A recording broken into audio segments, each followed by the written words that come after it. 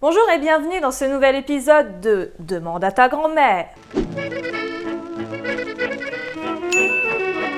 Aujourd'hui, on va parler d'un sujet qui fait rêver tous les jeunes et puis les moins jeunes aussi, les fameux bals de promo américains.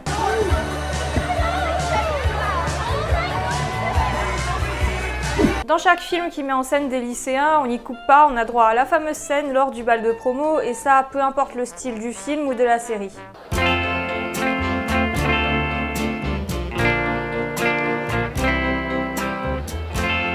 This is for all you lovers out there.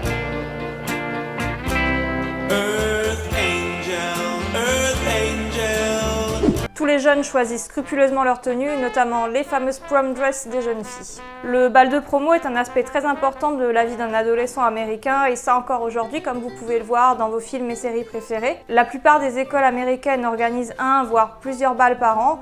Et pour les parents, ça veut dire grosses dépenses pour acheter une robe ou un costume, et pour les ados, le choix crucial de savoir avec quelle personne ils iront à ce bal. Les bals de promo existent dans beaucoup de pays, mais c'est aux États-Unis qu'ils ont la plus grande importance dans la vie des ados, et d'ailleurs c'est une pratique qui est beaucoup plus ancienne que ce qu'on pourrait croire. La pratique a été introduite dans les universités à la fin du 19e siècle, et à l'origine c'est très inspiré par le concept des bals des débutantes, vous savez les soirées un peu malaisantes où les jeunes hommes et jeunes femmes sont présentés aux adultes qu'ils côtoieront dans leur vie. Et puis accessoirement à ton futur mari qui a 30 ans de plus que toi et qui est totalement horrible, mais il a de l'argent, il a des terrains, il a des maisons, enfin le 19e siècle quoi. Ces bals permettaient aux jeunes d'avoir beaucoup de premières expériences avant d'être lâchés dans le monde des adultes, comme par exemple la première sortie en soirée avec un partenaire, un premier événement formel et puis bien d'autres premières fois si vous voyez ce que je veux dire. Il s'agit donc bien d'une sorte de rite de passage. Le tout premier bal de promo a eu lieu en 1894 dans le Massachusetts lorsque les garçons de l'université Amherst ont invité à dîner et à danser les filles de l'université Smith. Les bals de promo ont ensuite commencé à être organisés dans les lycées dans les années 30 et n'étaient plus uniquement destinés aux classes les plus aisées. Organisés dans l'enceinte des écoles, on pouvait y trouver des boissons rafraîchissantes ainsi que des animations par des groupes de musique locaux, le tout entouré de surveillants pour que tout le monde reste sage, enfin voilà. Et des buffets de nourriture ont également été ajoutés par la suite parce qu'on est bien d'accord que la bouffe c'est important.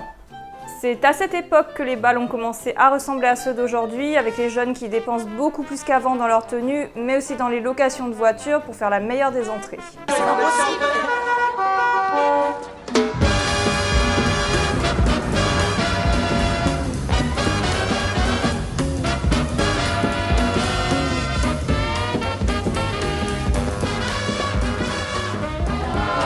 Ça gaz les loulous!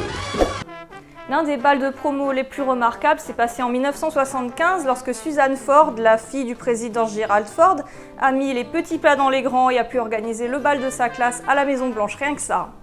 Il faut absolument se faire remarquer parce qu'on donne des prix aux couples le mieux habillés et ce concours est aujourd'hui connu sous le nom de Prom King and Queen.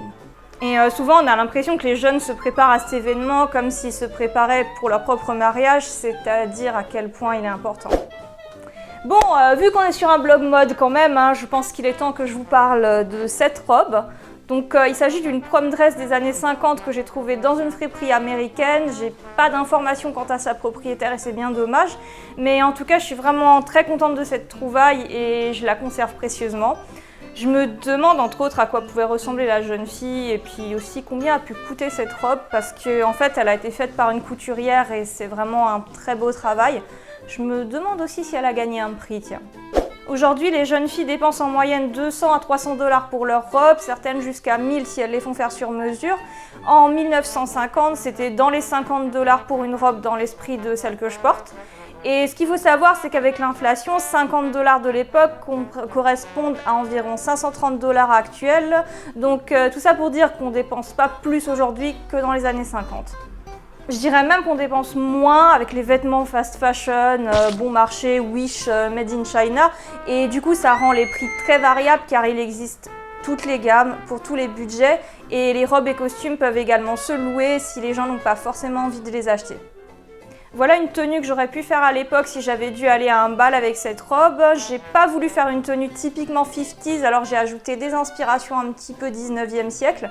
Et puis, comme c'est la honte d'aller au bal toute seule, vous pouvez admirer mon cavalier dans son magnifique smoking acheté exprès pour l'occasion, qui est en fait un smoking vintage trouvé en Angleterre.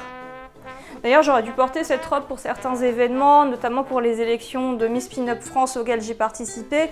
Et puis finalement, j'en ai mis une autre dans le même esprit parce que celle-là, en fait, était trop petite pour moi à la base au niveau du buste et j'ai dû l'agrandir pour que je puisse la mettre. Et puis au final, je ne l'ai jamais portée en public et vu que c'est plus vraiment mon style parce que j'ai ma préférence pour les robes plutôt années 40, mais bon, qui sait, peut-être un jour, je trouverai une occasion de la porter. Et pour revenir au bal de promo, en fait, je trouve vraiment dommage que ça se passe pas trop en France. En fait, ça existe à quelques endroits, dans certains lycées, mais voilà, c'est pas aussi important que dans la culture américaine.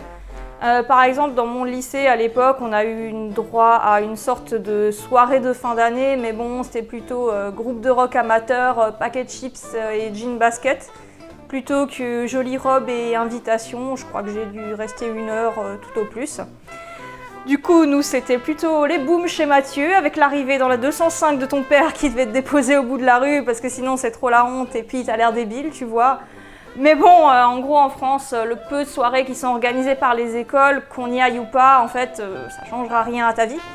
Alors qu'aux États-Unis, d'après ce que j'ai pu entendre, et pas seulement à cause des films et des séries, ne pas y aller, c'est la loose, et y aller seul, c'est la loose aussi.